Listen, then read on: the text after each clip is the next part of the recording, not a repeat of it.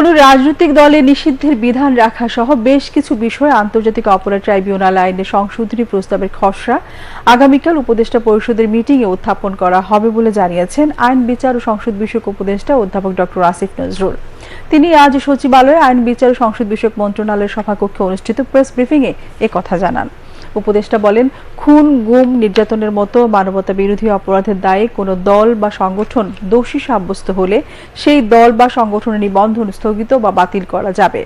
তিনি বলেন, বৈষম্য বিরোধী ছাত্র জনতার আন্দোলন চলাকালে 1 জুলাই থেকে 5 আগস্ট পর্যন্ত দায়েরকৃত সকল ফৌজদারি মামলা প্রত্যাহার করা হয়েছে। তিনি জানান, সাইবার সিকিউরিটি আইনে যেসব মামলা হয়েছে সব বাতিল হবে, তবে হ্যাকিং ও সাইবার অপরাধ সংক্রান্ত মামলা থাকবে।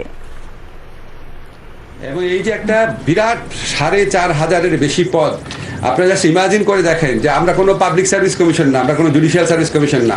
বাংলাদেশের ইতিহাসে এত বেশি সংখ্যক নিয়োগ একটা মন্ত্রণালয় থেকে হয়েছে আমার ধারণা আর কোনো নজির নাই। এবং আমাদের কর্মকর্তারা প্রচণ্ড পরিশ্রম করেছে।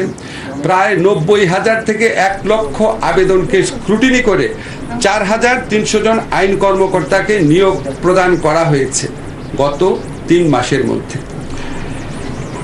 এই নিয়োগের সুফল কি, এটা লাভটা কি? লাভটা হচ্ছে এর ফলে দ্রুততম সময়ে সকল উদ্দেশ্য প্রণোদিত হয়রানিমূলক এবং মিথ্যা মামলা প্রত্যাহার করা সম্ভব হবে।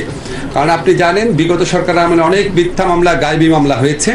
এখন এই মামলাগুলোর ব্যাপারে যখন আপনার একটা বিচারিক স্টেজে যাবে, পোস্ট চার্জশিট পিরিয়ড, চার্জশিট গঠন করার পর যখন এটা বিচার কার্য শুরু হবে, চার্জশিট পুলিশ যখন চার্জশিট দিবে এবং আদালত যখন চার্জ গঠন করবে, এই মধ্যবর্তীকালীন সময়ে এই সরকারি যারা কৌশলী আছেন ওনাদের পক্ষে এই ভূমিকা রাখা সম্ভব যে আদালতের দৃষ্টি আকর্ষণ করা